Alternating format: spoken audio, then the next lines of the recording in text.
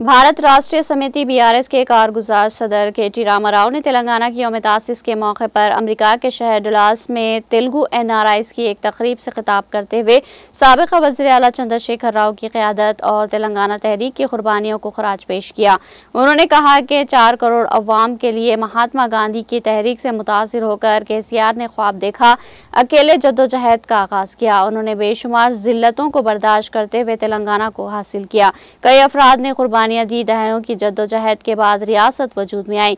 उन्होंने जोर देते हुए कहा कि एक मुजाहिद आज़ादी जब वज़ीर आला बनता है तो उसकी क़यादत में जज्बा और हौसला खुद ब खुद आ जाता है।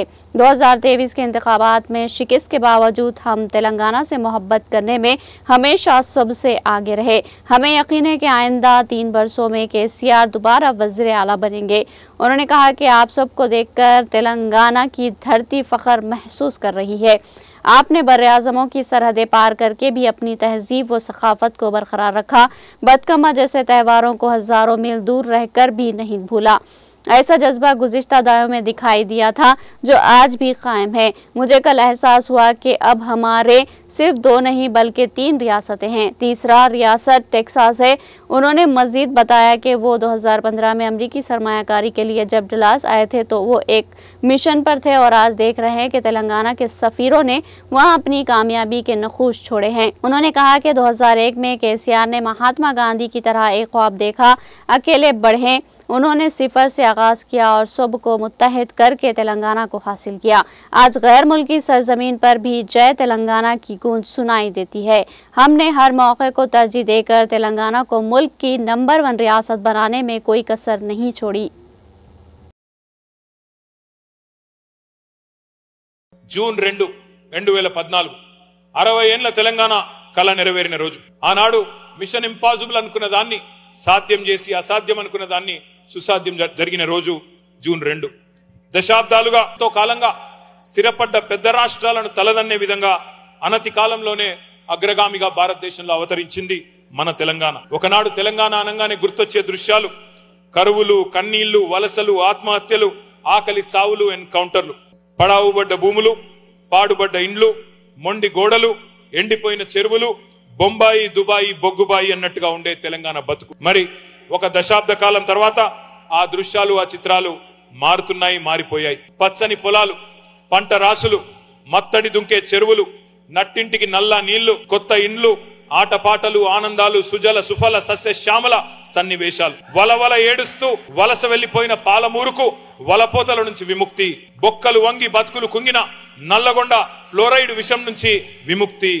సాలెల మగ్గం సడుగులు విరిగి ఉరిసిల్లగా మారిన సిరిసిల్ల నేతన్నల ఆత్మహత్యల నుంచి విముక్తి. ఆదివాసీ బిడ్డలు పిట్టల్లా రాలిపోయే ఏజెన్సీ విష జ్వరాల విషాదం నుంచి విముక్తి. కటిక చీకట్లతో, కరెంటు కోతలతో, కాలిన మోటార్లతో అల్లాడిపోయిన అంధకారం నుంచి విముక్తి. నీళ్లు లేక బోర్ల మీద బోర్లు వేసి బొక్క బోర్ల పడి అప్పుల పాలై చేనుగట్ల కాడ శవాలై వేలాడిన అన్నదాతలకు సావుల నుంచి విముక్తి. బొంబాయి, దుబాయి, బొగ్గుబాయి బతుకుల నుండి విముక్తి. ఇవన్నీ కూడా నేను చెప్పింది 10 ఏళ్ల కాలంలోనే కేసీఆర్ గారు నిజం చేసి చూపెట్టిన నాయకుడు. ఈనాటి అద్భుతాలన్నీ ఆనాటి కేసీఆర్ గారి ఆలోచనలే. తెలంగాణ వస్తదా రాదా అనే చర్చలు టీవీల్లో జరుగుతున్నప్పుడు కేసీఆర్ గారు మేమందరం కూర్చునే ప్రతి సందర్భంలో తెలంగాణ వస్తదా రాదా అని మాట్లాడేటోడు కాదు. తెలంగాణ వచ్చినాక ఏం చేద్దాం, తెలంగాణ వచ్చిన తర్వాత ఏం మొదలు పెడదాం అని అనుక్షణం తపనబడ్డ నాయకుడు కేసీఆర్. కేసీఆర్ గారి కలలు, కల్పనలు, ఊహలు, ఆలోచనలు కొంతమందికి అతిశయంగా అనిపించేవి. కానీ ప్రతి మనిషికి ఒక కల్పన కావాలి, ఒక ఇమాజినేషన్ ఉండాలి, విజువలైజ్ చేయాలి, ఫ్యూచర్ ని ముందే అర్థవంతంగా ఆవిష్కరించాలని కేసీఆర్ గారు ఎప్పుడు చెప్తా ఉంటారు. ఉద్యమ సందర్భంలోనే రేపటి తెలంగాణ రూపాన్ని కలర్ఫుల్ గా కల్పన చేసిన నాయకుడు, దార్శనికుడు కేసీఆర్ గారు. తెలంగాణ రాష్ట్రంగా ఏర్పడితే సర్ప్లస్ స్టేట్ అవుతుంది, ధనిక రాష్ట్రం అవుతుంది అని కేసీఆర్ గారు ఉద్యమ టైంలోనే బలంగా వాదించారు. కేసీఆర్ గారి వాక్కు నిజమైంది. తెలంగాణ సిరి సంపదలతో తులతూగింది, ఆర్థిక సౌష్ఠవంతో, సౌభాగ్యంతో అలరారింది, లక్షల కోట్ల సంపదను సృష్టించింది. దేశ చిత్రపటంలోనే ఒక రాష్ట్రం దేశాన్ని సాకే 5-6 రాష్ట్రాలలో ఒకటిగా అవతరించిన వండర్ జరిగింది కేవలం 10 ఏళ్లలో. అమెరికా, మీరిక్కడ కూర్చున్న అమెరికా అవకాశాల గని అయితే తెలంగాణ అద్భుత అవకాశాల అక్షయ పాత్రగా భారతదేశంలో మారిన మాట వాస్తవం. ప్రపంచానికి ఎకనామిక్ ఇంజన్ అమెరికా అయితే ఇండియాకి ఎకనామిక్ ఇంజన్లలో ఒక ముఖ్యమైన ఎకనామిక్ ఇంజన్లలో ఒకటిగా ఎదిగింది మన తెలంగాణ.